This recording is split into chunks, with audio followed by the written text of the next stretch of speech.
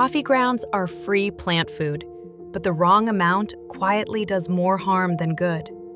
Too much, and you get a crust that repels water and starves the roots. Here is exactly how much to use, how often, and the one mistake to avoid. So here is the short answer up front. For a potted plant, about 1 tablespoon of used coffee grounds scratched into the top inch of soil, once a month. For a garden bed, a thin scattering no deeper than half an inch, worked in, a few times a season. And honestly, the safest move of all is to compost the grounds first and then spread that.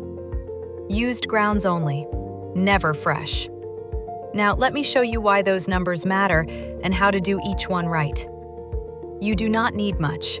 Just your used coffee grounds, ideally dried out on a tray so they do not clump, a hand rake or fork, and a bucket if you want to collect them over the week.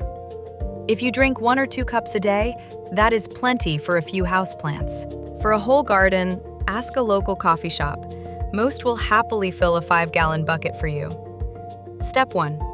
Always use spent grounds, the ones left after brewing, not fresh coffee. Brewing pulls out most of the acid and a lot of the caffeine, which is what you want. Fresh grounds are more acidic, and the leftover caffeine can actually slow down root and seed growth. Spread your wet grounds on a tray or newspaper and let them dry for a day. Dry grounds sprinkle evenly instead of clumping into a wet mat. Step 2. Potted plants. This is where people overdo it. A pot is a small, closed space, so a little goes a long way. Use about 1 tablespoon of dried grounds for a 6-inch pot, and scale up or down with the pot size. Scratch it lightly into the top inch of soil, then water.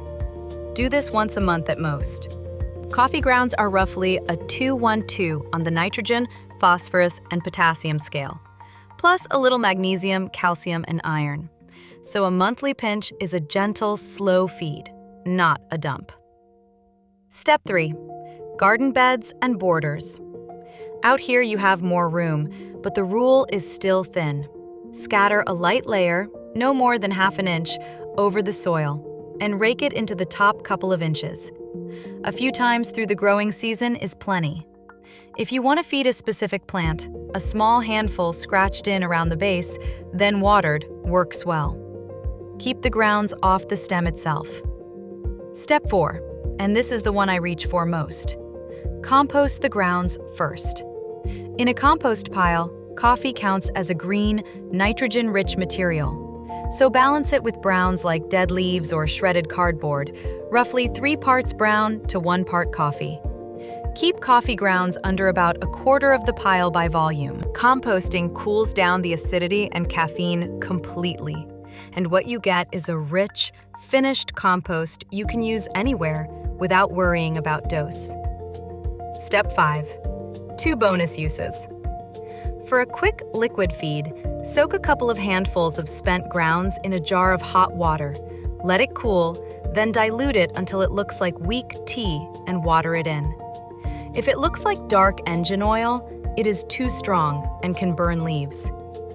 And around fresh transplants, a scoop of grounds on the soil helps keep slugs, cutworms, and beetles off your new seedlings while it feeds the soil. Now the mistakes, because these are what cause all the coffee grounds horror stories. 1. The thick, wet layer. Pile grounds on an inch deep and they dry into a hard, water-repellent crust that suffocates roots. Keep every layer thin, and if you want a thicker mulch, cover the coffee with leaves so the worms pull it down. 2. Using it on seed trays. That leftover caffeine can slow germination, so keep grounds away from seeds and tiny seedlings. 3.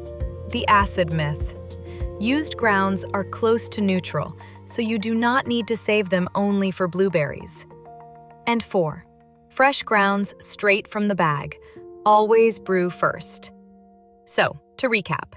Used grounds only, a tablespoon a month for pots, a thin half-inch for beds, and compost first when in doubt. Do that, and coffee becomes one of the best free fertilizers you have. If this helped, hit subscribe. We post simple, no-nonsense gardening guides every week. And for the full breakdown, including which plants love coffee most and the science behind it, check the blog post linked below. Thanks for watching, and I will see you in the next one.